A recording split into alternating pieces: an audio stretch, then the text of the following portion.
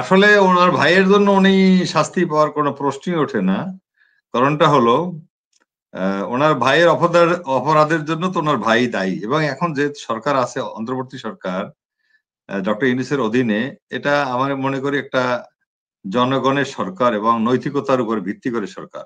অপশাসনের বিরুদ্ধে একটা জনগণের এবং ছাত্র জনতার দাবিতে এই সরকার তৈরি হয়েছে। সুতরাং এরা এই ধরনের প্রতিহিংসামূলক বা মানে বৈষম্যমূলক মানে আচরণ বা ইয়া করতেই পারে না, এটা প্রশ্ন ওঠে না। আমি ওনাকে ব্যক্তিগতভাবে চিনি, উনি আমাকে ব্যক্তিগতভাবে চিনে। আমি জাতিসংঘে চাকরি করেছি আপনার আইভরি কোস্টে। তখন উনি ডেপুটি ফোর্স কমান্ডার ছিল, আর আমি ছিলাম চিফ লজিস্টিক অফিসার একটা ব্যাটালিয়নের। এবং মেজর জেনারেল জাহাঙ্গীর, যিনি আজকে তদন্ত যে কমিশনের সেকেন্ড ম্যান, একজন মেম্বার জেনারেল ফজলুর আন্ডারে, জেনারেল তখন কর্নেল জাহাঙ্গীর, কি এখন তো মেজর জেনারেল জাহাঙ্গীর, উনি রিটায়ার করেছেন। উনি হলো এই কমিটির একজন মেম্বার, সদস্য তদন্ত কমিশনের। তো জেনারেল জাহাঙ্গীরও খুব নীতিবাদী মানুষ। এই যে মেজর জেনারেল জাহাঙ্গীর কবির তালুকদার ন্যায়পরায়ণ এবং অরাজনৈতিক ব্যক্তিত্ব, এবং তার লেফটেন্যান্ট জেনারেল হওয়ার মতো যোগ্যতা ছিল। বাংলাদেশ আর্মিকে কমান্ড করার তার যোগ্যতা আছে। সে ডাবল স্টাফ কলেজ করা আমেরিকার থেকে, সমস্ত কোর্স ক্যাডারেও তার ওরকম রেজাল্ট। সে খুবই ব্রিলিয়ান্ট এবং খুব সৎ। তো এই অফিসার এখানে আছে, এবং এখানে তাকে দরকার কেন? ওই সময় যখন বিডিআর এর পিলখানা কার্নেজটা হয়, তখন কিন্তু জেনারেল তখন ব্রিগেডিয়ার মইনুল, হি ওয়াজ ব্রিগেডিয়ার জেনারেল, তাকে ওখানে পাঠানো হয় হাসিনা সরকারের আদেশে ডিজি হিসাবে। উনি দায়িত্ব নেয়। তারপরে উনি ওখানে অনেক কিছুই জানে, উনি দেখছে, ওনার অনেক মানে ঘটনা ওনার জানা আছে, চাক্ষুষ অনেক কিছু আছে ওনার, প্রত্যক্ষ একজন ইয়া হিসাবে, সাক্ষী হিসাবে, যে ওখানে ছিল, বিভিন্ন লোকজনের সাথে কথা বলেছে, বিভিন্ন ব্যাটালিয়ন ভিজিট করেছে ডিজি হিসাবে। তারপরে ওটাকে মানে রিঅর্গানাইজ করেছে বিডিআর কে। এই বিডিআর এর নাম যে আজকে বিজিবি, এগুলি সবই ওনার সময়ে এগুলির কাজ হয়েছে। সুতরাং উনি, এবং ইউনিফর্ম পাল্টানো, ইউনিফর্মের যে কালার পাল্টানো, এবং অনেক পলিসি করা, এগুলি সবই উনি জানে। এবং উনি একজন খুবই মানে ভালো সাক্ষী, শক্ত সাক্ষী এবং গুরুত্বপূর্ণ সাক্ষী। এবং ওনার এই সময়ে উনি তো জানে অ্যাক্টিস্ট মানুষ হিসাবে, যে উনি তারপর লেফটেন্যান্ট জেনারেল হয়েছে। তারপর he was in the run of মানে মানে সেনাপ্রধান, চিফ অফ আর্মি স্টাফ। তো he did not become, but he was serious, second পোস্টটা হোল্ড করেছিল। তা উনি এই মুহূর্তে উনি জানে একটা তদন্ত কমিশন হয়েছে, এবং উনি তো এই সময় যাওয়া ওনারই নৈতিক কারণে, ওনার যদি খুবই বিবেক দায়বদ্ধতা থাকতো, তাহলে উনি কিন্তু এটা যাওয়ার কথা না, এইভাবে যাওয়ার কথা না এই সময়ে। এই জন্য এটা অসহযোগিতামূলক একটা আচরণের মধ্যে পড়তে পারে মানুষের দৃষ্টিকোণ থেকে। আমরা ভিতরে খবর জানি না, বাট অ্যাপারেন্টলি আমাদেরকে মনে হচ্ছে উনি অ্যাভয়েড করতে চেয়েছে, অথবা উনি এটাকে গুরুত্ব দেয়নি। যে কোনো একটাই হতে পারে। But he is very important ইয়ার, আমি বলবো উইটনেস, এবং he has got lot of evidence also, I am sure. তো সুতরাং আমি এটাকে ভাবে দেখতেছি না কোনো ভাইয়ের কারণে বা কারো কারণে। I don't think so. Thank you very much.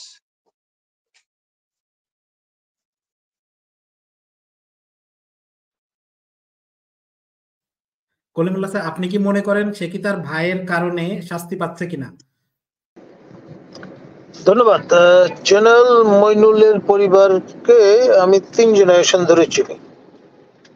আমার মায়ের মাতুল, যিনি সাবেক প্রধানমন্ত্রী ছিলেন বাংলাদেশের, প্রয়াত মিজানুর রহমান চৌধুরী, সঙ্গে আপনার ঘনিষ্ঠ সম্পর্ক ছিল। এবং আপনার জেনারেল মইনুল আমার তত্ত্বাবধানে পিএইচডি করার জন্য এনরোল ছিলেন বাংলাদেশ ইউনিভার্সিটি অফ প্রফেশনালসে, এবং তার পিএইচডির বিষয়টি আমার অবশ্য কখনোই মনোভূত হয়নি, কিন্তু তিনি রীতিমতো বলেছেন না, এই বিষয়েই করতে হবে তাকে। সেটি হলো আপনার কারাগারে অন্তরীণ যে জঙ্গিরা আছেন তাদের উপর। তো আমার কাছে মনে হয়েছে কোয়াইট এ চ্যালেঞ্জিং জব, কারণ হচ্ছে তাকে কারাগারে গিয়ে তাদের ইন্টারভিউ করতে হবে। তো নর্মালি আপনার যারা মুক্তভাবে ঘুরে বেড়াচ্ছেন তাদের সঙ্গে কাজ করাই ডিফিকাল্ট, আর কারো অভ্যন্তরে গিয়ে তাদের থেকে আপনার মুক্তভাবে খোলামেলা ইন্টারভিউ করাটা কোয়াইট চ্যালেঞ্জিং। তো যাই হোক, একটা পর্যায়ে উনি দেখলেন যে আমি যেটা বলেছিলাম সেটাই সঠিক, জেলখানায় সব জায়গায় যাওয়া যাচ্ছে না। তো ফলে তিনি খুব স্লোলি একটা এমন পর্যায়ে চলে গেলেন যে কাজটা অ্যাবান্ডন করার মতো। তো যাই হোক, মানে যেহেতু আমার পিএইচডি ফেলো, সেই হিসাবে তার সঙ্গে আমার একটা ইন্টারাকশন হতো মাঝে মধ্যে। আর তার ভাই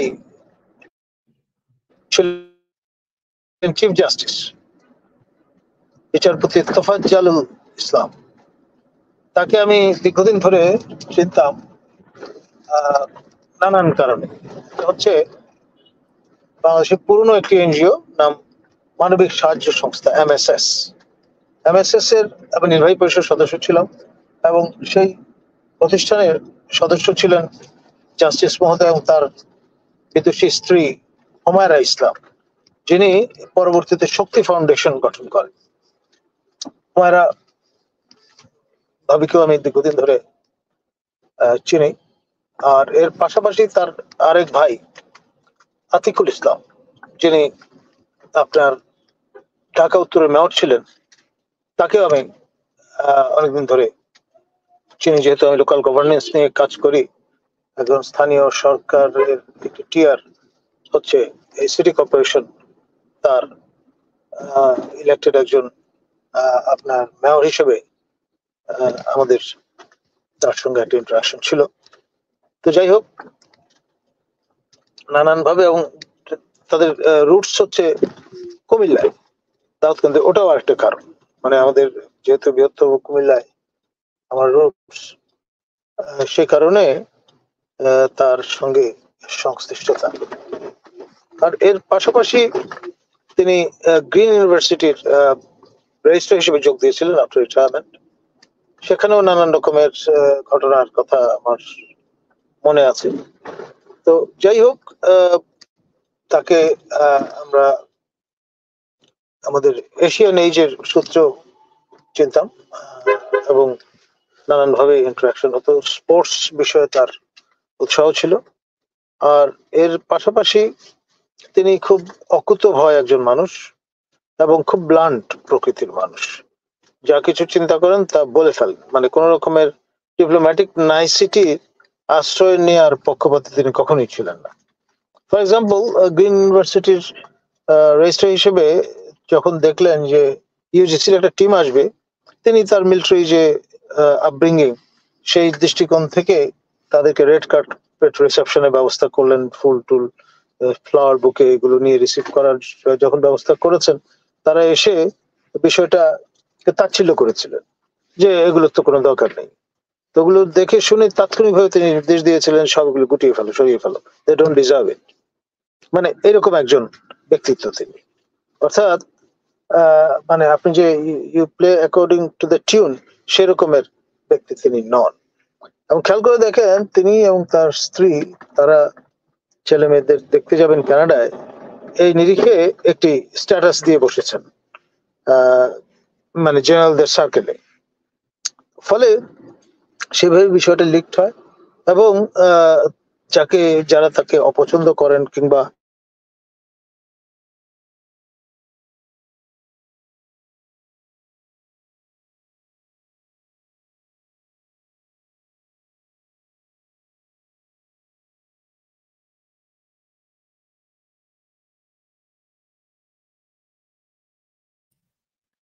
ইমরান সাহেব, আপনি কি শুনতে পাচ্ছেন? হ্যাঁ ভাইয়া, আমি শুনতে পাচ্ছি। আচ্ছা, আমার প্রশ্ন হচ্ছে, আমরা যতদূর দেখছি ওনাকে, আহ, তো উনি মইনুল ইসলাম, উনি হচ্ছে হক সাহেবের যে টক শো আছে ওখানে উনি টক শোতে বলছেন যে পিলখানা হত্যাকাণ্ডের সাথে যারা জড়িত তারা অনেক, মানে ওই টাইপের কোনো, আপনারা যাদেরকে মানে ছোট যারা আছে তাদেরকে ধরতে পারবেন, বড় তাদেরকে ধরার মতো কোনো ই নাই, কারণ তিনি অনেক কিছুই জানেন কিন্তু সেগুলা পাবলিশ করতে দিনি। তো এই বিষয়ে আপনার কিভাবে, মানে পিলখানা হত্যাকাণ্ডটা এটা আমাদের জাতীয় ট্র্যাজেডি, এটাকে আরো কিভাবে ভালো করা যায়, আপনার কোনো উপদেশ অথবা ই থাকলে, আপনি যেহেতু এর সাথে সরাসরি জড়িত, যে কারণে প্রশ্নটা করা। আসলে পিলখানা হত্যাকাণ্ড যখন হয় তখন আমি ছিলাম সিলেটে। ওখানে এখন যে আপনার আমাদের যে উপদেষ্টা, যেটা স্বরাষ্ট্র উপদেষ্টা যে লেফটেন্যান্ট জেনারেল জাহাঙ্গীর, উনি ছিল তখন কোয়ার্টার মাস্টার জেনারেল। উনি সিলেটে গিয়েছিল। আমাদের ওখানে তো প্রচুর স্টুডেন্ট থাকে, বিভিন্ন কোর্স ক্যাডার করে, ট্রেনিং করে, তাদেরকে শান্ত করার জন্য, মানে মোটিভেশন করার, লেকচার দেওয়ার জন্য। তো অ্যাকচুয়ালি আমিও তখন সেখানে ছিলাম। যাই হোক, আর পিলখানার ঘটনাটা হলো অ্যাকচুয়ালি আমি যেটা মনে করি, আমি ডক্টর সলিমুল্লাহ যা বলছে সেগুলির সাথে আমি একমত পোষণ করি। তবে ওনার সৎসাহস আছে, সেটাও সঠিক। এবং উনি জেনারেল জিয়া হত্যায় কিন্তু উনি বোধহয় অ্যারেস্ট হয়েছিল, তখন উনি বোধহয় ক্যাপ্টেন বা major. He was in the jail for few days president Zia হত্যায়। বাট উনি বোধহয় সম্পৃক্ত ছিল না। যে কোনো কারণে হয় কি, সন্দেহমূলক ভাবে অনেক সময় এগুলি ধরা হয়, করা হয়। মেজর জেনারেল জন গোমেজ একজন, উনি একজন, এরকম ছিল আরো। তো উনি ওখান থেকে অব্যাহতি পায় বা খালাস পায়। এখন বিডিআর এর ঘটনাটা হলো, উনি তো জানে, অনেক কিছুই জানে, এবং একটা তদন্ত কমিশন হয়েছে। আমার কথা হলো একটাই, উনি ভালো কাজ করেছে। সেটা হলো আমাদের গত যেটা বৈষম্য বিরোধী আন্দোলন হলো, তখন উনি মিরপুর ডিএসএস এ কিন্তু নেতৃত্ব দিয়েছে এবং সামনের সারিতেই ছিল। আমাদের অফিসার পরিবার এবং বর্গ যারাই আমরা নামছিলাম, এটা কিন্তু প্রথম যেটা আন্দোলনের পক্ষে, বৈষম্য বিরোধী আন্দোলনের পক্ষে, হাসিনা পতনের পক্ষে যারা ডিওসিএস গুলিতে নামে, প্রথম ছিল মিরপুর ডিওসিএস। তারপর আসছে বারিধারা, মহাখালী, আমরা বনানী। আমি বনানীতে থাকি, বনানী ডিওসিএস এ। তো ওইটার ব্যাপারে আমি সাধুবাদ জানাই ওনাকে। কিন্তু ওনার ভাই ফায়দা নিয়েছে, এরকম সন্দেহ নাই। এবং ওনার বড় ভাই যেটা কেয়ারটেকার গভর্নমেন্টের যেটা রায় পাল্টে দিল পরপর দুইটা ইলেকশন, যে নিরপেক্ষ কেয়ারটেকার গভর্নমেন্টের অধীনে হতে হবে, এরকম একটা কথা ছিল, ক্লজ ছিল, সেইটা কিন্তু উঠিয়ে দেয় ওনার ভাই। এবং এটার বিনিময়ে হয়তো উনি চিফ জাস্টিস হয়েছিল। এখন আমরা যেহেতু দেখি এই তিনটা ভাই বিগত স্বৈরাচারের আমলে বেনিফিশিয়ারি, সুতরাং আমি মনে করি তার এইটা, সে কিছুটা খর্ব করতে পেরেছিল যখন সে বৈষম্য বিরোধী আন্দোলনে আমাদের মিরপুর ডিওসিএস এ ইয়া করেছিল, মিছিলে মানে নেতৃত্ব দিয়েছিল, বা মিছিলের একজন প্রথম সারির ছিল। কিন্তু ওনার যেটা উনি টকশোতে কি বলেছে আমি শুনিনি, আমি দেখিনি। তবে ওনার যেটা এই মুহূর্তে ভূমিকা, যেটা উনি স্ট্যাটাস দেখ, সেটা জেনারেলদের যেখানেই দেখ স্ট্যাটাস, আর সেখানে যেখানেই দেখ, ওনার তো একটা নৈতিক দায়িত্ব ছিল যে উনি জেনারেল ফজলুর সাথে কথা বলতে পারতো। ও নির্বাচন কমিশন যারা ওনাকে, বা জেনারেল জাহাঙ্গীরের সাথে কথা বলতে পারতো, বা আমাদের যে ইয়ে আছে, কনসার্ন লোক আছে, তাদের সাথে কলাপ। উনি তো এখন যদি যায়, ওনার মতো একজন লোক, গুরুত্বপূর্ণ লোক, খুবই গুরুত্বপূর্ণ উনি, যেহেতু উনি ডিজিবিডিআর ছিলেন, উনি অনেক জানে, ইনস অ্যান্ড আউটস অনেক কিছু জানে। তা উনি শেখ হাসিনার যদি নাম আসে, সেটা মানে ওনাকে বলতে হবে, সেটা তাপসের নাম থাকলে বলতে হবে। কেন তাপসের সাক্ষী নেওয়া যায় নাই? কেন শেখ সেলিমের সাক্ষী নেওয়া যায় নাই? কেন মির্জা আজম এমপিরা ঢুকছিল? কেন সারা খাতুন ওখানে ঢুকছিল এবং আমাদের অফিসারদের পরিবারকে উদ্ধার করে নাই? কেন শুধু আইজিপি, ওই যে ওনার নাম ভুলে গেছি আমি, আইজিপি, পরে উনি অস্ট্রেলিয়াতে অ্যাম্বাসেডর ছিল, তার মেয়েকে নিয়ে আসলো, মেয়ে জামাই মারা গেল, ক্যাপ্টেন সাহেব। এখন এইগুলি আমার মনে হয় যে যারা বেশি জানে তাদের মধ্যে একজন হলো এই জেনারেল মইনুল। জেনারেল মইনুল তো আমি বললাম আপনাকে, ওনার আন্ডারে আমি সরাসরি চাকরি করিনি, বাট ওনারে আমি জাতিসংঘে ডেপুটি ফোর্স কমান্ডার হিসেবে দেখেছি। উনি সাহসী, অ্যাজাইল, উনি ডাইনামিক, সবই ঠিক আছে। ডাইনামিক বেদাই তো ওনাকে ওখানে দেওয়া হয়েছিল। কিন্তু এই মুহূর্তে যে কাজটা উনি করলো, এইটা তো আমরা কখনোই ভালোভাবে নিতে পারবো না, ইতিবাচক বলে আমি ধারণা করতে পারি না।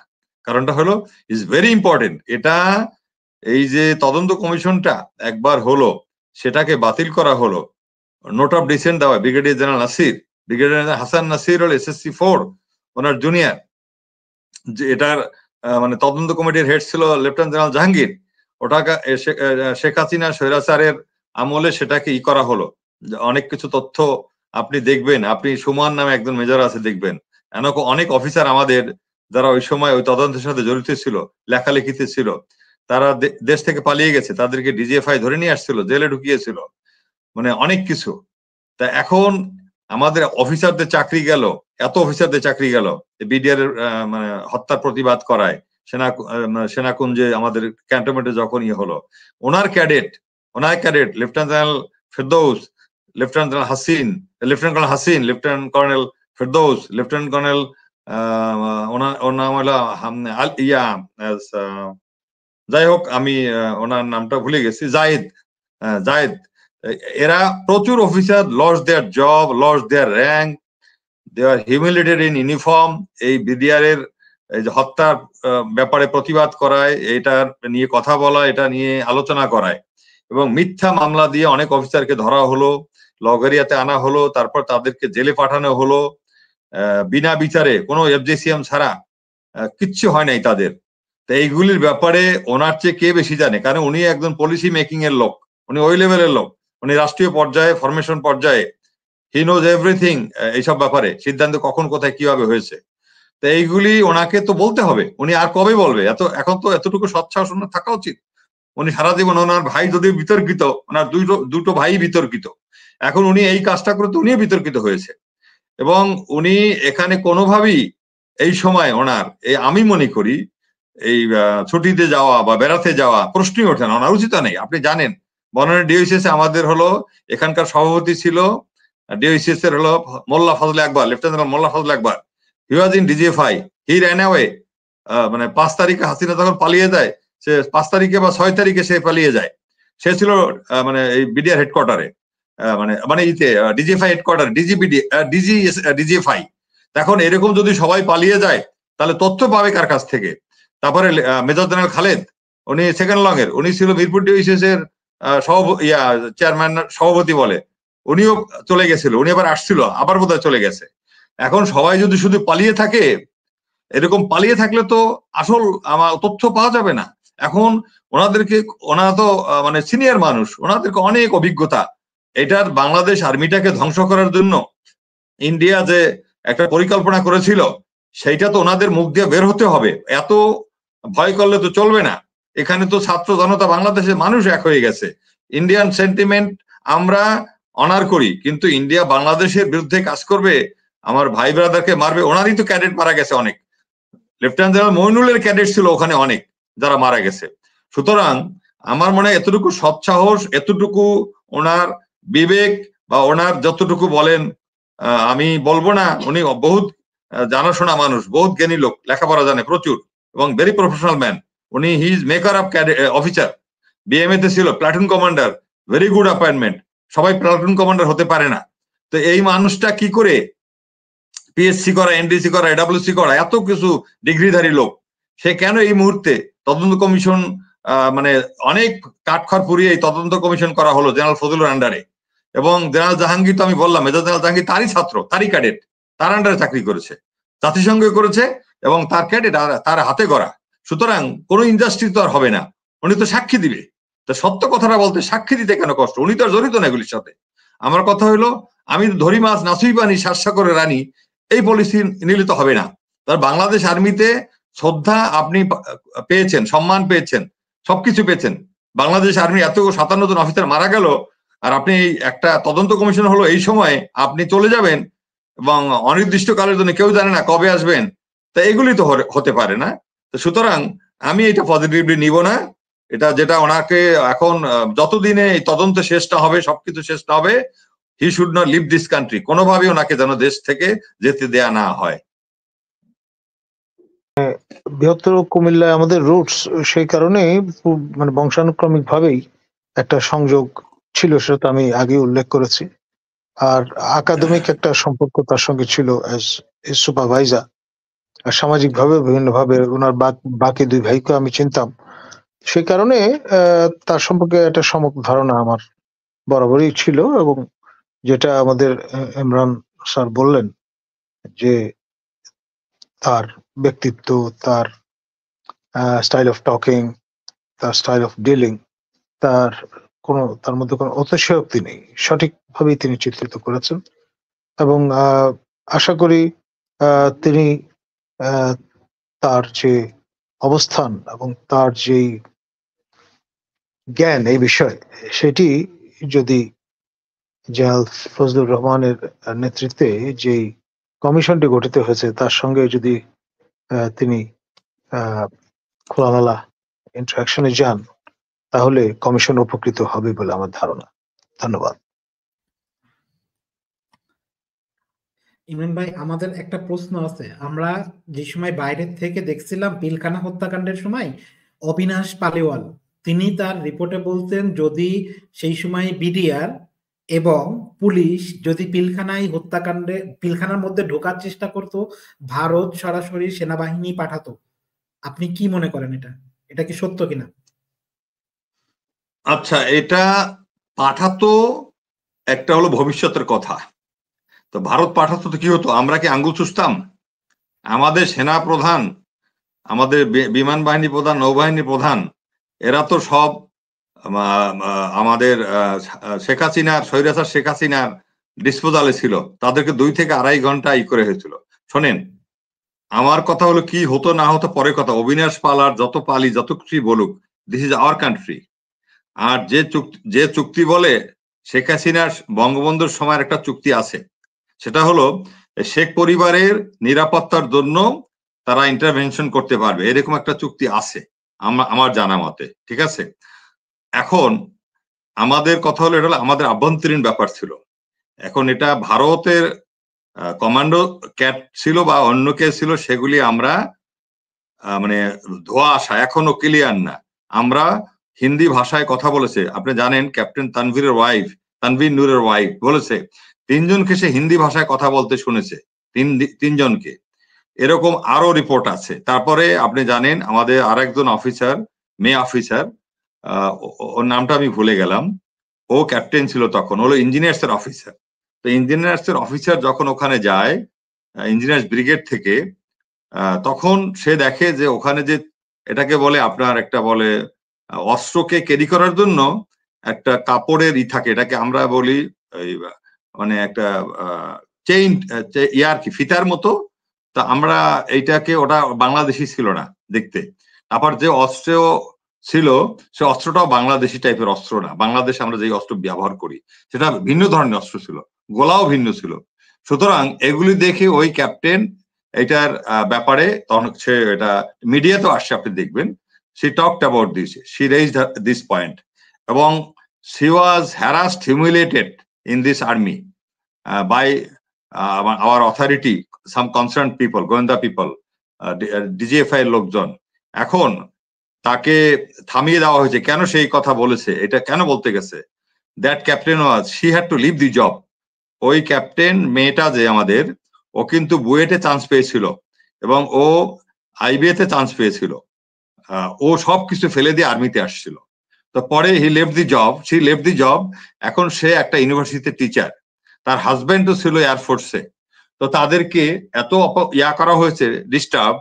একজনকে নর্মালি হয় কি, হাজবেন্ড ওয়াইফকে মানবিক কারণে একই স্টেশনে রাখার চেষ্টা করা হয়, যে যতটুকু সম্ভব তাদেরকে রাখার চেষ্টা করা হয়, যদি আমাদের প্রফেশনাল কোনো প্রবলেম না হয় বা আমাদের বাহিনীর ক্ষতি না হয়। কিন্তু তাদেরকে একত্রে থাকতে দেওয়া হয়নি, কিছুদিন দেওয়া হয়েছিল। এই বিডিআর ইনসিডেন্টের পরে এই মেয়ে যখন এই কথাগুলি বলছে, এই ক্যাপ্টেন মেয়ে, তখন তাকে এখান থেকে পোস্টিং করে দেওয়া হয় এক জায়গায়, এসএসএফ এ পোস্টিং করা হয়। তখন সে বলছে আমি এসএসএফ এ যাব না, আমি যেই হাসিনা আমার ভাইকে মানে হত্যা করেছে, আমার ভাইদেরকে, আমার স্যারদেরকে, আমার সিনিয়রদেরকে, বড় ভাইদেরকে, আমি সেই হাসিনার নিরাপত্তা দিতে যাব? অসম্ভব, প্রশ্নই ওঠে না।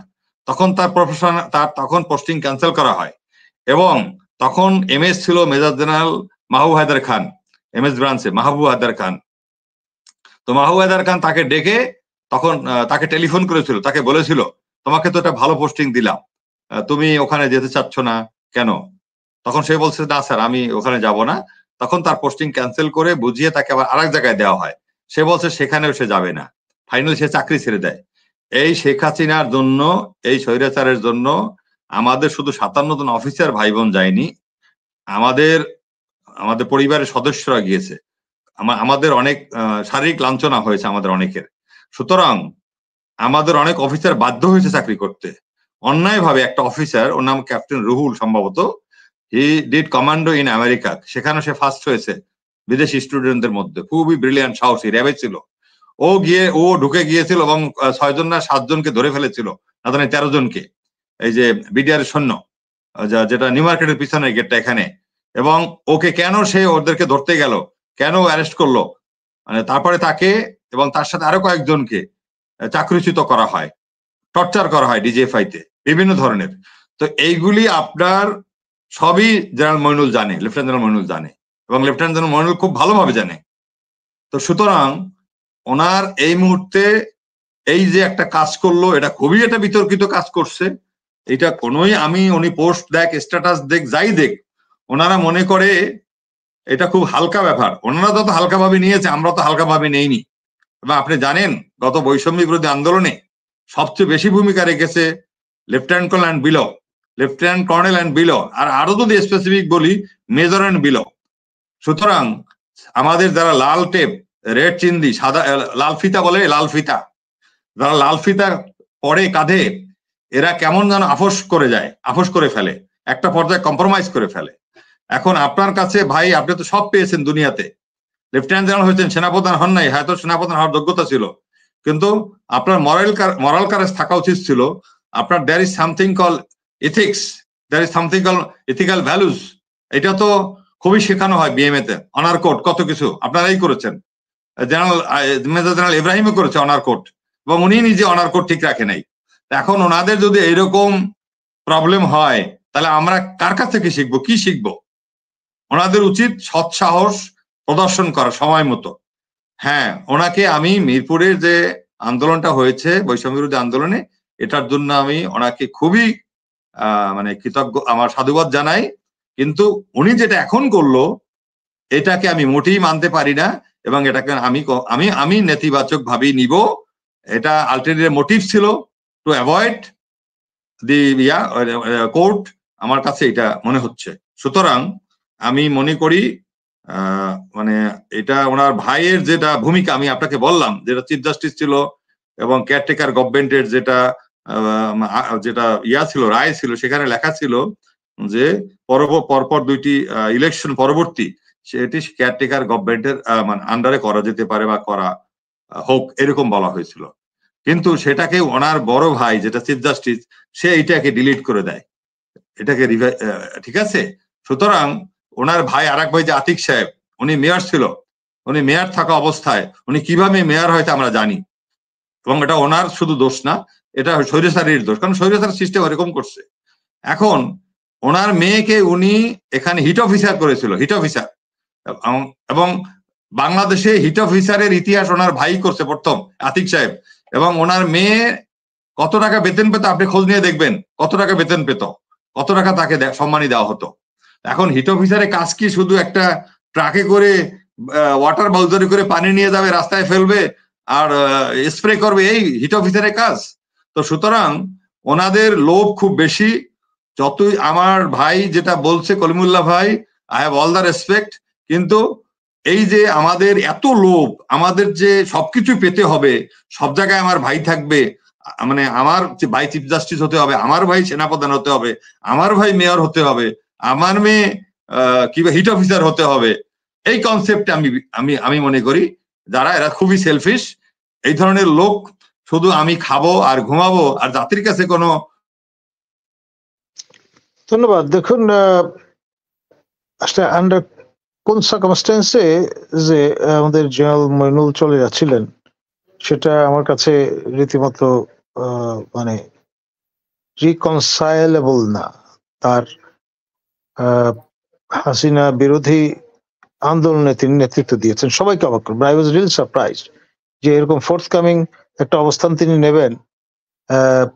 জেনারেল ইকবাল করিম ভূঁইয়া এবং আপনার লেফটেন্যান্ট জেনারেল মইনুল দুজনই অবাক করেছেন আমাকে। যাই হোক, সেখানে আপনার এই আন্দোলনে শরিক ছিলেন, আমার সঙ্গে বেগম রোকেয়া বিশ্ববিদ্যালয়ে রেজিস্ট্রার হিসেবে কাজ করেছেন কর্নেল আবু হেনা মুস্তফা কামাল খান, AFWC PSC অবসরপ্রাপ্ত। তার হাত ধরেই আবু সাইদ ভর্তি হয়েছিল বেগম রোকেয়া বিশ্ববিদ্যালয়ে। তাকে সম্প্রতি বরিশাল বিশ্ববিদ্যালয়ের ট্রেজারার হিসেবে নিয়োগ প্রদান করেছিলেন মাননীয় প্রধান উপদেষ্টার সুপারিশে মহামান্য রাষ্ট্রপতি। মজার ব্যাপার হচ্ছে, গত 26 নভেম্বরে তিনি সেখানে এই পদে যোগ দেন মন্ত্রণালয়, এবং এই কয়েকদিন আগে ওনাকে প্রত্যাহার করা হয়। তো এই যে একজনকে সম্মানিত করে পরে অসম্মান করার মতো ঘটনাটা, এটাও খুব রিকনসিলায়েবল না। এই ধরনের কাণ্ড কারখানা ঘটছে, মানে মেলানো যাচ্ছে না।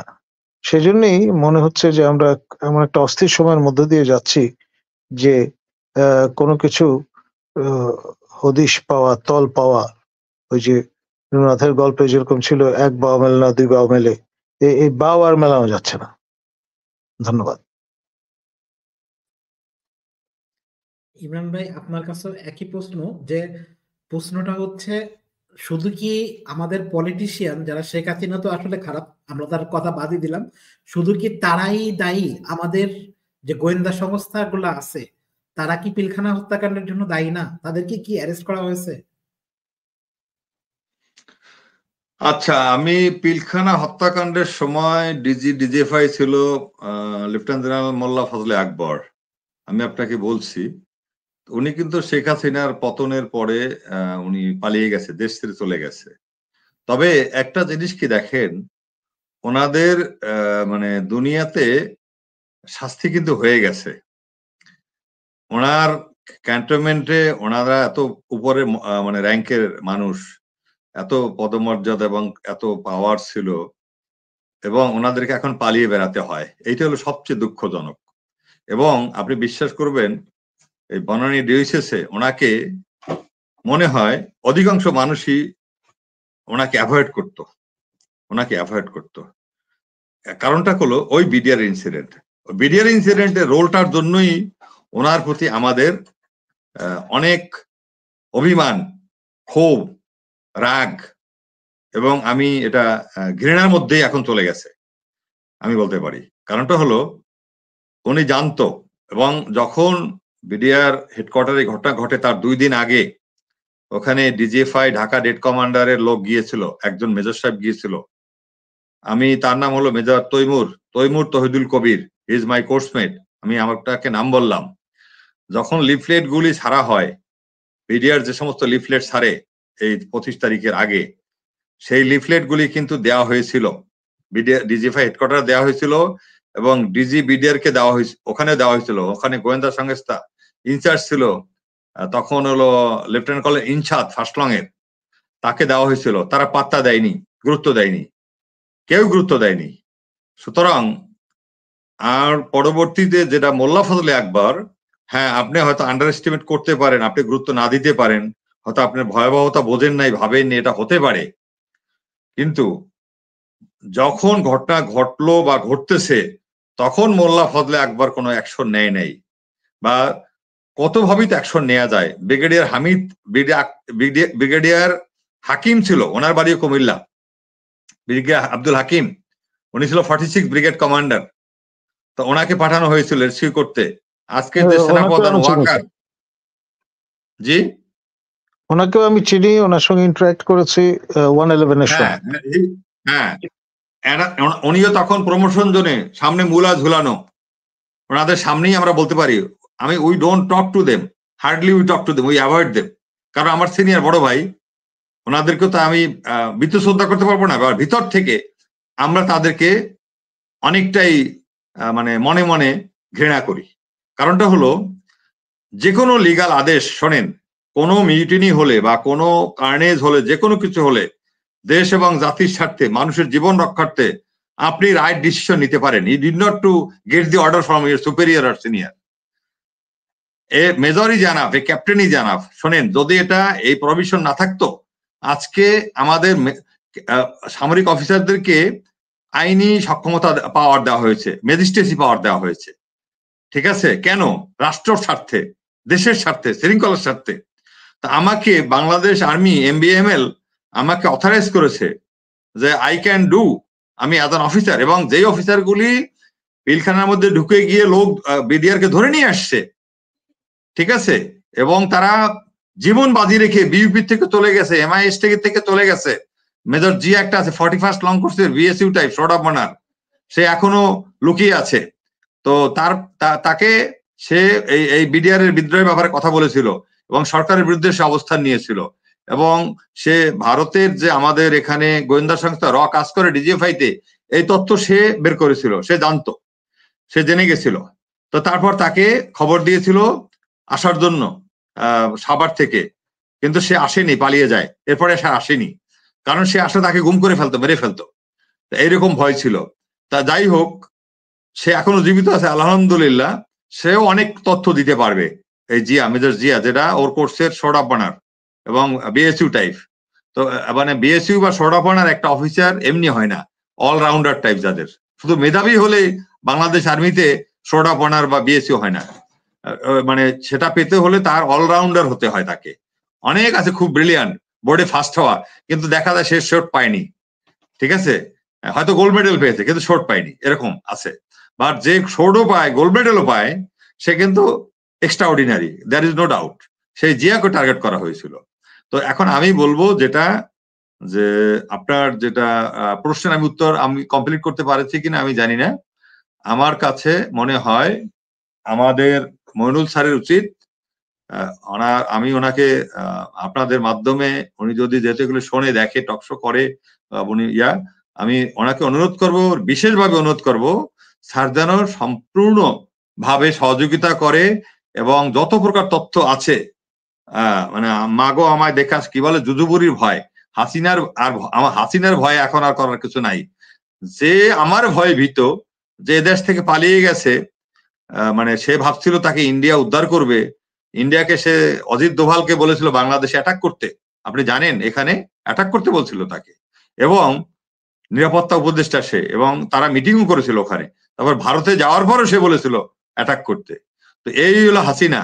তা বাংলাদেশ আর্মি, সেনাবাহিনী, যারা আমাদের সিনিয়র, যারা পলিসি মেকিং এ ছিল, কমান্ডে ছিল, টপ লেভেলে, তাদের কি মোটেও বিবেকবোধ নাই? তাদের উচিত ওয়াকারের কাছ থেকে শিক্ষা নেওয়া, যে সময় মতো কোন কাজটা করতে হয়। যেন Waker is the right man, maybe Waker is junior to them, Waker is junior to us, কিন্তু ওয়াকারকে আল্লাহ তাআলা বিবেক দিয়েছে এবং দেশ ও জাতির জন্য সময় মতো যে কাজটা করেছে, সেই কাজটা দেখে এত সাহস নিয়ে, রিস্ক নিয়ে, ঝুঁকি নিয়ে ও করেছে। আর জেনারেল মনির মতো লোক একটা সাক্ষী দিতে পারবে না? কেমন soldier? A soldier is always soldier, a soldier is always a soldier. কখনো একজন সৈনিক সৈনিকত্ব হারাতে পারে না। আমরা বলি আমরা অস্ত্র জমা দেই, ট্রেনিং জমা দেয়নি, তো আমরা তো ওইভাবে টিউনড আপ, আমরা তো ওইভাবে গড়া। সুতরাং কিসের ভয় এত? সারা দেশের মানুষ তাদের সাথে আছে। শোনেন, আজকে যত কিছু দেখেন অনিয়ম, এখনো যে অরাজকতা দেখেন, কিছু দেখেন, this is the fault with the seniors still, I am telling you. ডালমে কুচ কালা হয় বলে না, এখনো এগুলি রয়ে গেছে। এগুলি যদি একটা বিপ্লবের পরে এই সমস্ত কিছু বাদ দেওয়া হতো, চাকরি থেকে বয়কট ছাড় দেওয়া হতো, রিটায়ারমেন্টে পাঠানো হতো, বহিষ্কার করা হতো, তাহলে জেনারেল ওয়াকারের আজকে এত কষ্ট হতো না। আমরা জানি। আদারওয়াইজ কি করে সাহস পায় বরিশাল BM কলেজে একজন রেজিস্ট্রারকে দেওয়ার পরে অ্যাপয়েন্টমেন্ট, আবুইনা মোস্তফা কামালকে, ওখানকার কি করে প্রফেসরদের সাহস হয় যারা তাদেরকে অফিস করতে দিবে না, তাকে জয়েন করতে দিবে না? তাহলে কি করতেছে ওখানে আমাদের জেনারেল সাহেব বা ওখানে যারা আছে যৌথ বাহিনী? এটা তো অন্টুর ব্যাপার। ওর সবগুলোর পোস্টিং করে অন্য ইউনিভার্সিটিতে দিবে, মিনিমাম এইটা পানিশমেন্ট, অথবা ওদের সবগুলির, আমি সিস্টেম জানি না সিভিলের, বরখাস্ত করবে। এটা পাবলিক ইউনিভার্সিটি ভাই, প্রাইভেট ইউনিভার্সিটি না। সুতরাং এখানে অনেক রোল আছে, বরিশাল ডিজিএফআই এখানে একটা বিশাল রোল প্লে করতে পারে, তারা সবকিছু বের করে ফেলতে পারে তাদের সম্পর্কে তথ্য নিয়ে। তো এরকম আমি দড়ি মাছ, নাসুই পানি আর পুতু পুতু বলে এটাকে, পুতু পুতু, এই পুতু পুতু এই যে আপনার এটাকে বলে একটা মানে ইয়ার মধ্যে দোলাচলে যে দোদুল্যমান থাকা, এইটা ঠিক না। আমাদেরকে ফার্ম হতে হবে, আমাদেরকে স্টেবল হতে হবে। কারণ আমি যদি স্টেবল না হই, I am the force, military হলো সরকারের শেষ শক্তি। এইটা যদি সরকার কে শক্তিশালী ভাবে সাহায্য না করে, আন্তরিকভাবে সাহায্য না করে, সরকার কিভাবে সাকসেসফুল হবে? ডক্টর ইউনূসকে ব্যর্থ করার জন্য যদি মানসিকতা কারো থাকে যে হ্যাঁ সময় ক্ষেপণ, কাল ক্ষেপণ হবে, তারপরে একটা পলিটিক্যাল গভর্নমেন্ট আসবে, তারপরে এখনই আপনি জানেন কিছু কিছু টপ লেভেলের সচিব বলেন, জেনারেল বলেন, আমলারা, সামরিক আমলা, বেসামরিক আমলা যারা আছে, এরা কিন্তু ওই তারেক রহমানের সাথে যোগাযোগ করা শুরু করছে লন্ডনে, বুঝতে পারছেন? এখন ওই জন্য ওনারাও চাচ্ছে তাড়াতাড়ি ইলেকশন হোক, ওনারা আসুক। কারণ বেশি দিন থাকলে তাহলে তো ইমেজ নষ্ট হবে, চাঁদাবাজি হচ্ছে, বিএনপি তো চাঁদাবাজি শুরু করে দিচ্ছে বিভিন্ন জায়গায়, অরাজকতা করতেছে, তাদের তো না খেয়েছিল 15 বছর, তাদের ধৈর্য নাই। কিন্তু এরা বুঝতেছে না, বিএনপি, আমি আপনাকে খোলামেলা বলি, এইগুলি প্রশাসনের লোক অ্যালাউ করতেছে, তাদেরকে অ্যারেস্ট করতেছে না। কারণটা হলো যে ওরা করুক, এটা করলে ওদের পপুলারিটি নষ্ট হবে, তখন লোকজন বলবে হ্যাঁ হাসিনার আমলি ভালো ছিলাম, আমাদের জন্য হাসিনাই ভালো, বুঝতে পারছেন? এখন এত কিছুর পরে দেখবেন এখন ইন্ডিয়ার ভিসার জন্য পাগল হয়ে গেছে বাংলাদেশের মানুষ, ইন্ডিয়া চিকিৎসা করার জন্য পাগল হয়ে গেছে। সামান্য কিছু পয়সা খরচ করলে থাইল্যান্ডে, সামান্য কিছু বেশি পয়সা খরচ করলে থাইল্যান্ডে চিকিৎসা করা যাবে, বাংলাদেশেও চিকিৎসা আসছে। এখন হয় কি, রথ দেখা কলা বেচা, আমি ইন্ডিয়াতে যাব, ঘুরবো, বেড়াবো, রুগীরে রাখবো, আবার আমার চিকিৎসাও নেবো, আবার ঘোরাও হবে, এই ধরনের। আবার আসার সময় কিছু শাড়ি নিয়ে আসবো, এসে লাগাই যে আবার বাংলাদেশে বিক্রি করবো, খরচের টাকাটা উঠে যাবে। ব্যাপারটা বুঝছেন? এই ধরনের মানসিকতা আমাদের বাঙালি কিছু লোকের, কিছু মানুষের, এই দৈন্যতা কাটিয়ে উঠতে হবে। এবং ভারতকে ভয় করা কিছু নাই দাউদ ভাই, আমরা বলবো আমাদের ছাত্ররা আমাদেরকে শিখিয়েছে যে মানে ভয়কে জয় করতে হবে, সোজা হিসাব। এবং তারা দেখেন অলরেডি তাদের 5-6 জন বা 7 জন মারা গেছে, এবং এটার মধ্যে অনেকে আমরা ষড়যন্ত্র খুঁজে পাচ্ছি। কি করে একটা যারা এই ছাত্র আন্দোলনে ছিল তাদেরকে রাস্তার মধ্যে কুপিয়ে মারে, চাঁদা দেয় নাই বিধায়, শত শত মানুষ তামসা দেখতেছে, ছুরি মেরে তাদেরকে মেরে ফেলা হচ্ছে। এটা কেমন কথা? এটা হয় নাকি? আমাদের তাহলে মানে যারা আইন শৃঙ্খলা রক্ষাকারী বাহিনী আছে তারা কি করতেছে? শোনেন, সব পুলিশের ভয় না, অনেক পুলিশ আছে এগুলির সাথে ছিল, ভোল পাল্টেছে।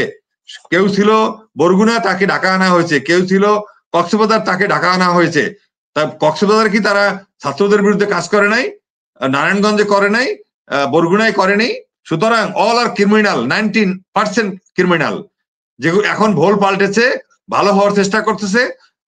আমাদের উপদেষ্টা সাহেব খুব সিম্পল মানুষ, আমাদের যে স্বরাষ্ট্র উপদেষ্টা উনি খুবই সিম্পল মানুষ, অনেক জটিলতা উনি চিন্তাই করে না, যেটা আমরা ছোট মানুষ হিসাবে আমি মনে করি ওনার সিম্পলিসিটির সুযোগ নিচ্ছে। কারণটা হলো উনি বলতেছে তারা এখনো ট্রমাটাইজড, তাদের এখনো মধ্যে আতঙ্ক কাটেনি। নো, তারা এখন মুখোশ পরে আছে, মানে ভিতুর ভান করতেছে, তারা ভিতু না, অলরেডি চাঁদাবাজি শুরু হয়ে গেছে। সুতরাং আমি বলবো আমাদের উচিত যে যেখানে আছি, বরং বিদেশ থাকলে বিদেশ থেকে তাদের উচিত এসে সাক্ষী দেওয়া। জেনারেল সাইফুল সে চলে গেছে, ডিজিএফআই ছিল, আপনি জানেন। তো এখন এইরকম করে সবাই যদি চলে যায়, আবেদিন চলে গেছে, মামুন খালেদ খুঁজে পাওয়া যাচ্ছে না। এই যে আপনার যে আজকে যে আমাদের যেটাকে বলে আয়নাঘর, মামুন খালেদের সময় তো এগুলি হয়েছে। মামুন খালেদ এগুলির সাথে সরাসরি জড়িত, সবকিছু জানে সে, এবং সে অ্যাকচুয়ালি বড় হয়েছে খুলনায়, এবং যতদিন বিএনপি সরকার ছিল তার বাড়ি ছিল খুলনা। যখন হাসিনা আসলো তখন তার অরিজিনাল হয়ে গেল গোপালগঞ্জ, সে গোপালী হয়ে গেল, এবং এই গোপালী হয়ে সে হয়ে গেল মেজর জেনারেল, লেফটেন্যান্ট জেনারেল, এবং ধারে কাছেও যাওয়ার কথা না তার, he is suppose two retire as a lieutenant colonel. এখন আমি বলি এরকম আরো আছে ডিজিএফআই তে, প্রেস অ্যান্ড মিডিয়া উইং, আমরা সবাই খালি বলি অমুক জায়গায় কে ছিল, কাউন্টার টেরোরিজম ওটা, আর প্রেস অ্যান্ড মিডিয়া উইং কি করছে?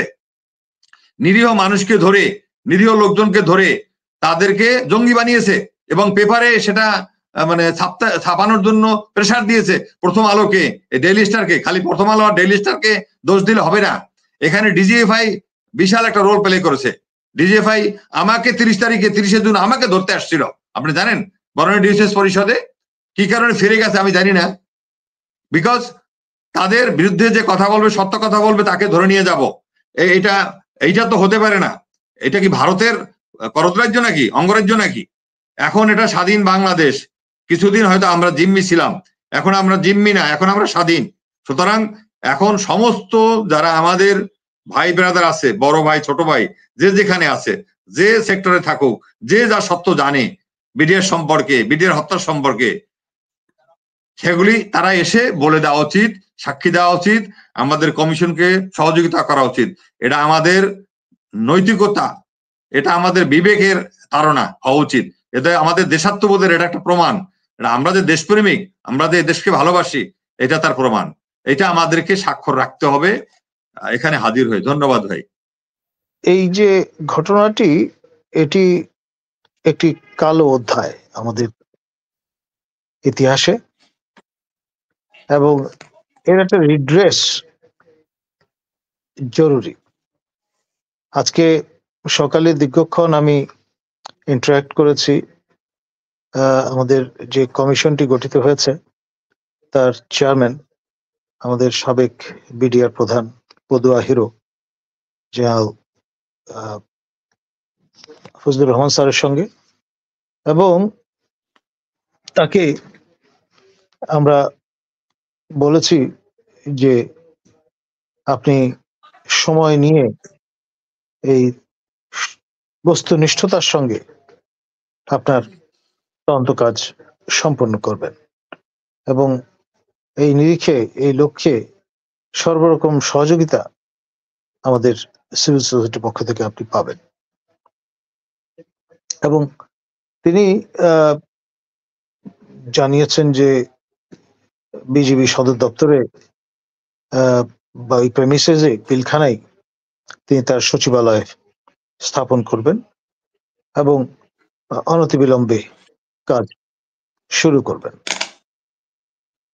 আমাদের স্থির বিশ্বাস, যেহেতু তার ইনস্টিটিউশনাল মেমোরি আছে, এবং সে কারণে তিনি আপনার এই কাজটি পেশাদারিত্বের সঙ্গে, প্রফেশনাল প্রাইড আপহোল্ড করে কাজটি করতে সক্ষম হবে। ধন্যবাদ। আমি একটা মানে পয়েন্ট আমার আছে, সেটা হলো যারা আগে এই তদন্তের সাথে জড়িত ছিল তাদের সাক্ষীও নিতে হবে। যেমন ব্রিগেডিয়ার হাসান নাসির একজন, উনি নোট অফ ডিসেন্ট দেওয়ায় ওই তদন্ত কমিশন বোধহয় রহিত হয়ে যায় বা বাতিল হয়ে যায় বা ফাইল চাপা পড়ে যায়, তার নতুন করে আবার এটা তদন্ত করা হয়, কমিটি গঠন হয়। আরেকটা হলো ওই সময় যারা বিডিআর এর জীবিত সৈন্য যারা জেলে আছে, গত 15 বছর ধরে জেলখানার মধ্যে আছে বিনা বিচারে, 9 সাল থেকে আজকে হলো 24 সাল, 15 বছর। এদের এখানে অনেকে আছে যারা আসলে এর সাথে জড়িত না, এবং এটা আমি ভালো করে জানি। আমার জানা মতে আমার পরিচিত 2-4 জন আছে। সুতরাং যারা আমার সাথে চাকরি করেছে, এবং মানে ঢাকা সেক্টরে অধীনে তখন আপনার ইন্টারোগেশন গুলি হতো, এবং অনেক কে রিটায়ারমেন্ট দেওয়া হয়েছে অনেক ওই সময়। তারপরে প্রিম্যাচিউর বাড়িতে পাঠানো হয়েছে, বরখাস্ত করা হয়েছে। তারপরে কিছু দেশ থেকে পালিয়ে গেছে। যেমন আমি একটা বিডিআর এর একটা সৈন্যের নাম বলতে পারি, ওর নাম ছিল মেহেদি। ওর বাড়ি হলো, বাসা বাড়ি ছিল যাত্রাবাড়ি, থাকতো ওর আত্মীয় স্বজন, বাবা মা বা ভাইটাই। তো ওই ছেলে সহ সব গণভবনে আসছিল, শেখ হাসিনার কাছে আসছিল। তখন গণভবন না, তখন এই যে সুগন্ধা না কি ছিল এখানে, যেটায় শেখ হাসিনা এখানে আসে যখন, তো ওই টিমে ছিল। ওই ছেলেকে আর খুঁজে পায় নাই তার আত্মীয় স্বজন। একটা গুরু বলে, আপনি জানেন কিনা যে তখন ইয়া থেকে, বিডিআর পিলখানা থেকে একটা মাইক্রোতে একটা গ্রুপ চলে যায়, যারা হিট গ্রুপ ছিল আর কি, যারা অ্যাটাক করেছিল। বা তারা বললাম যে সিলিং আছে, সিলিংটা বাংলাদেশে আর্মির সিলিং না, যেটা আমরা ব্যবহার করি বিডিআর ব্যবহার করি ওই সিলিং না, তারপরে যেটা আপনাকে বললাম অস্ত্রটা ওই রকম না, তাহলে এগুলি কাদের সিলিং, কাদের অস্ত্র? তো এইগুলি যারা ওই আমাদের যে অফিসার যে সাক্ষী দিয়েছিল সেই ক্যাপ্টেন মেয়ে, ওকে ডাকা উচিত, আমার মতে ওকে ডাকা উচিত। তারপরে ওই কর্নেল মোল্লা ফজলে আকবরকে ডাকা উচিত, দরকার হলে জেনারেল ফজলে আকবরের ওনাকে যদি না আসে তাহলে ওই যে যেটাকে বলে ইন্টারপোলের মাধ্যমে ওনাকে ডাকা হোক, এরকম যারা আছে নোটিশ জারি করুক, ওনার সমন দেখ, হাজির না হলে ওয়ারেন্ট ইস্যু করুক, ওই মোল্লা ফজলে আকবরকে লাগবে।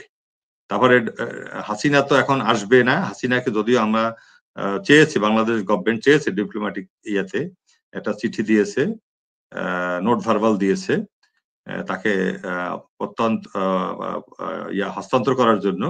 এখন আমাদের যেটা আছে প্রত্যর্পণ আইন, সেটা হিসাবে সেটার আবার অনেক ক্লজ আছে, সেই ক্লজে ইন্ডিয়া এখন কতটুকু সহযোগিতা করবে, যেমন রাজনৈতিক কারণে যদি কাউকে ইয়া হয়, শাস্তি দেওয়া হয়, তার যেহেতু একটা বিপ্লবের মাধ্যমে তার উৎখাত হয়েছে বা সে পালিয়ে গেছে, তো তার জীবন যেহেতু আশঙ্কা মুক্ত না, এবং তার মানে সে যেটা মনে করে যে তার শত্রুর এখন ক্ষমতায়, যেহেতু ডক্টর ইউনূসও তার একজন বিরাগভাজন লোক ছিল, কিন্তু ডক্টর ইউনূস সেরকম আচরণ কখনই করে নাই এবং আমার মনে হয় করবেও না, ওনার সেতু ওই বিবেক আছে এবং ওই ধরনের মানুষই উনি।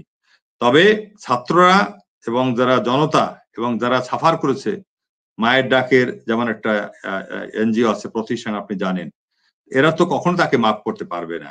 সুতরাং মানবতা বিরোধী আইনে তাকে এনে শাস্তি দিতে চাচ্ছে। এখন এটাকে যদি ভারত সরকার মনে করে না এটা রাজনৈতিক উদ্দেশ্য প্রণোদিত, যে তাকে নিপীড়ন করার জন্য আনবে, এটা এই জন্য 21(3) একটা ধারা আছে যেটা বলে এক্সট্রাডিশন আইন, সেটা চুক্তি যেটা, সেটা নাকি এই 21(3) এটা ওরা ইচ্ছা করলে বাতিলও করতে পারে এই চুক্তি হাসিনাকে না দিয়ে। এখন আপনি যদি গণহত্যা এবং মানবতার ক্লজটা বা কারণটাই যদি হয়, আমরা তো ওই কারণেই তাকে ফেরত চেয়েছি, যেটা 6(2) ধারা ওই একই ইচ্ছে, সেটা হলে মানে ইন্ডিয়া আমাদেরকে দিতে বাধ্য। এখন ইন্ডিয়া কতটুকু দিবে না দিবে আমরা সন্দিহান, তবে এটা আমি মনে করি হয়তো সময় ক্ষেপণ করবে, যে তদন্তের হয়তো সময়সীমা 3 মাসের মধ্যে রিপোর্ট দাও, বা হয়তো এটা এক্সটেনশন করে 6 মাস করবে, এইভাবে হয়তো একটা পলিটিক্যাল গভর্নমেন্টের আবার সময় চলে আসবে আগামী বছরে, এরকম। এটা এখন লেংদি প্রসেস যদি হয়ে যায়, শেখ হাসিনার না আসার কারণে, তাপস না আসার কারণে, নানক না থাকার কারণে, মির্জা আজম এমপি না থাকার কারণে তাদের সাক্ষী দরকার, তাহলে সেটা ঠিক হবে না। তো আমাদের যা সাক্ষী আছে, যা প্রমাণ আছে, ডকুমেন্ট আছে, মুন্নি শাহ যেমন একজন সাক্ষী হতে পারে এবং তার কাছে অনেক তথ্য আছে। কারণটা হলো আপনি জানেন বাংলাদেশে আমাদের চ্যানেলে দেখাচ্ছে না, মুন্নি শাহ সব জানে এবং ইন্ডিয়ান চ্যানেলে দেখাচ্ছে। তো এই ধরনের লোকগুলিকে ধরে ছেড়ে দেওয়া, জনগণ ধরে তাদেরকে ছেড়ে দেয় সরকার, এইগুলি নিয়ে লোকজনের অনেক সন্দেহ, অনেক আপত্তি। সুতরাং আমি মনে করি ওই যদি চিন্ময় কৃষ্ণ দাসকে ফেরত দিয়েও শেখ হাসিনাকে আনা যায়, আনতে হবে, আমার কোনো আপত্তি নেই। চিন্ময় কৃষ্ণ দাস এখন যেহেতু জেলে আছে, তারপরে আমাদের আরো বার্গেনিং কিছু পয়েন্ট আছে ভারতের, যেমন ওসি প্রদীপ কুমার দাস মেজর সিনহা হত্যার আসামি, তার রায় হয়েছে কিন্তু তাকে কিন্তু এখনো ফাঁসি দেওয়া হয়নি, তার ওয়াইফ চুমকিকেও জামিন দেওয়া হয়ে গেছে। এখন ওসি প্রদীপ কুমার দাস সরাসরি ইন্ডিয়ান হাইকমিশনের সাথে তার যোগাযোগ আছে, টেলিফোনে কথা হয়েছে তার, এবং এখানে তাকে ফাঁসি না দেওয়ার কারণ আমরা মনে করি যে দীর্ঘসূত্রিতা, এগুলিও একটা ভারতের কোনো চাপ বা ভারতের কোনো ইয়ে আছে, এখানে যোগসাজশ আছে। সুতরাং আমার কথা হলো, যদি আমরা সঠিক তদন্ত করতে চাই, সবাইকে এগিয়ে আসতে হবে, যেখানে যে আছে, যারা আমাদের সেনাকুঞ্জে ছিল প্রতিবাদ করেছে, যে সমস্ত অফিসার জীবিত আছে, যেমন একজন লেফটেন্যান্ট কর্নেল আছে, ওনার বাড়ি চুয়াডাঙ্গা, কামরুজ্জামান সাহেব, ওনাকে ডাকা হবে। তারপরে লেফটেন্যান্ট কর্নেল শাম ছিল, সিও 40 রাইফেলের বোধহয় তখন নতুন, তো ওইটার সিও, সে তার কিচ্ছু হয় নাই, তার ইউনিটে কোনো সৈনিকও মারা যায় নাই, কিচ্ছু হয় নাই, তার কোনো অফিসারদেরও কিচ্ছু হয় নাই। তো তো সে কি করে পিলখানার মধ্যে থেকে তার ইউনিট সেফ ছিল, সে সেফ ছিল, তার অফিসাররা সেফ ছিল। পরে মেজর শামস, লেফটেন্যান্ট শামসকে ব্রিগেডিয়ার করা হয় এবং তাকে নিউ ইয়র্কে আমাদের জাতিসংঘের ওখানে অথবা এম্বাসিতে তাকে জব দেওয়া হয়। হি ওয়াজ মেড ব্রিগেডিয়ার। সেই শামসকে লাগলে ফেরত আনতে হবে। আমার কথা হলো এইটা আমাদের সবার উচিত সহযোগিতা করা, সত্যটা বলা। কেউ বেঁচে গেছে মানে এই না সে ইনভলভ, কিন্তু সে সাক্ষী হতে অসুবিধা কোথায়, সত্য কথা বলতে অসুবিধা কোথায়। আরেকটা হলো আমাদের যত সাক্ষী আছে, আমি বলবো ওই যে আমাদের জেনারেল ফজলুল স্যার সহ যারাই আছে তদন্তের সাথে, তাদেরকে যেন বিশেষ নিরাপত্তা দেওয়া হয়, তাদেরকে যেন বিশেষ নিরাপত্তা দেওয়া হয়। এমন লোক দিয়ে নিরাপত্তা দেওয়া না হয় যারা বিগত স্বৈরাচারের আমলে তাদের নিরাপত্তায় নিয়োজিত ছিল। আমি আরো শুনেছি ডক্টর ইউনূসের ওখানে যারা নিরাপত্তা দিচ্ছে, ওখানে বিগত স্বৈরাচার আমলের অফিসারও নিরাপত্তা এখন আছে। তো এইগুলি কেন? আমাদের তো অফিসারের শর্ট নাই, প্রচুর ভালো অফিসার আছে। আর এই কাজগুলি দ্রুত করতে হলে, এই কাজটা একটা বিশাল একটা কাজ, এইটা volume of work is very high.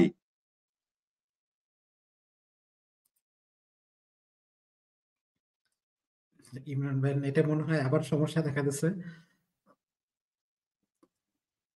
আচ্ছা স্যার, আমরা তাহলে শেষ করে দিয়ে আমরা অনুষ্ঠান শেষ করে দিয়ে আমরা সবার জন্য আসলে একটা নিউজ জানাই দিই। নিউজটা হচ্ছে, আপনারা যদি পিলখানা হত্যাকাণ্ড নিয়ে যদি কোনো সেনা অফিসার সহ, আচ্ছা ইমরান ভাই চলে আসছেন। ইমরান ভাই আপনার শেষ যদি করেন। জি জি, আমি শেষ করে দেবো এখনই। আমি বলবো কোঅপ্ট করা যেতে পারে। যেমন ধরেন কিছু অফিসার যারা এই জেনারেল সাহেব আছে, ব্রিগেডিয়ার যেটা আমাদের আছে সাইদ স্যার, উনি হলো রাওয়ার, এখন উনি বীর প্রতীক, উনি একজন ভোকাল লোক এই বিডিআর হত্যার ব্যাপারে খুবই উচ্চকণ্ঠ ছিল।